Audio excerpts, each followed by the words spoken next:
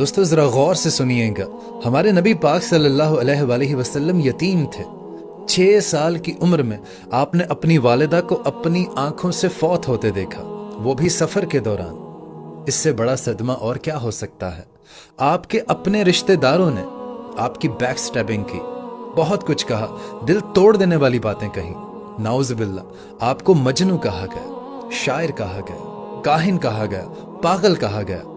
क्या ऐसा लेबल नहीं था जो आप सल्लल्लाहु अलैहि वसल्लम को नहीं कहा गया। लेकिन फिर देखिए कि हमारे नबी पाक सल्लल्लाहु अलैहि वसल्लम का कितना बड़ा जिगरा था, कितना बड़ा दिल था कि आपने उन सबको माफ किया, गले से लगाया और फिर उनको दावत भी देते रहे। और दोस्तों, ये छोटी बात नहीं होती कि आपका बायकॉट कर दिया जाए और वहां पर रहने वालों ने इतने हालात आपके गिर्द तंग कर दिए कि जो आप तिजारत किया करते थे उसका भी उन्होंने बायकॉट किया कि शायद अब ये रुक जाए।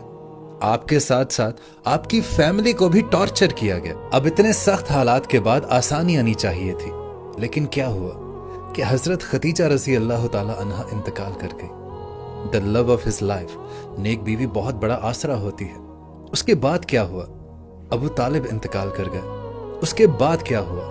सबसे दर्दनाक वाकया, सबसे दर्दनाक वाकया जो हमारे नबी पाक सल्लल्लाहु अलैहि वसल्लम की जिंदगी में पेश आया कि ताइफ वालों ने आपको पत्थर मारे। हजरत आयशा ने जंगे ओहद के बाद पूछा कि या रसूलल्लाह, ये आपकी जिंदगी का दर्दनाक दिन है, पेनफुल दिन है।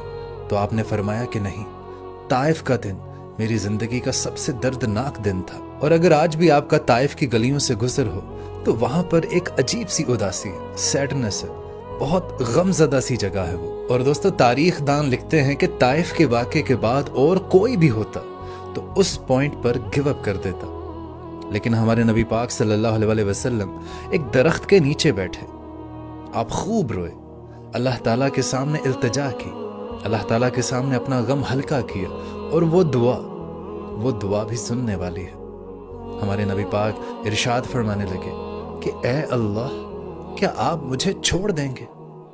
क्या आप मुझे इन लोगों के हवाले कर देंगे? क्या आप मुझे इन दुश्मनों के हवाले कर देंगे? इतना खुलकर आपने अपना गम बयान किया। और फिर देखें कि अल्लाह ताला ने भी क्या मदद भेजी। फरिश्ता आया, उसने कहा कि ए अल्लाह के नबी, या रसूल अल्लाह सल्लल्लाहु अलैहि वसल्लम, आप अभी हुक्म करें, मैं इनको पहाड़ों से कुचल दूंगा। लेकिन यार, हमारे नबी पाक सल्लल्लाहु अलैहि वसल्लम का जिगर देखे, इतना बड़ा दिल कहां से लाओगे। हमारे नबी पाक सल्लल्लाहु अलैहि वसल्लम ने इरशाद फरमाया कि नहीं, इनकी कौम में से, इनके बच्चों में से हिदायत याफ्ता लोग आएंगे, स्कॉलर्स आएंगे। और फिर ऐसा ही हुआ। अब आप मुझे बताएं कि इस वाक्य के बाद कोई उठ सकता है, कोई हिम्मत कर सकता है? हमें तो सुसाइडल थॉट्स आने लगती। हम तो वहां पर कहीं से जम मार चुके होते। और इतना ही नहीं, हमारे नबी पाक सल्लल्लाहु अलैहि वसल्लम ने अपनी बेटियों की तलाकें देखी। अबू लहब ने आपकी बेटियों की तलाकें करा दी। और ये इतना बड़ा गम था कि एक बाप की कमर को तोड़ देता है कि उसकी बेटी को तलाक हो चुकी है। और फिर आप देखें कि मदीना में हर तरह से हमारे नबी पाक सल्लल्लाहु अलैहि वसल्लम को तंग करने की कोशिश की गई, साजिशें की गई, कत्ल करने की कोशिश की गई। लेकिन इन दी एंड, फतह मक्का के बाद आप ही अल्टीमेटली किंग बने उस जगह के। दोस्तों, ये एक हमारे नबी पाक सल्लल्लाहु अलैहि वसल्लम की जो जिंदगी है, ये एक लिविंग मिरेकल है, ये एक मौजज़ा है।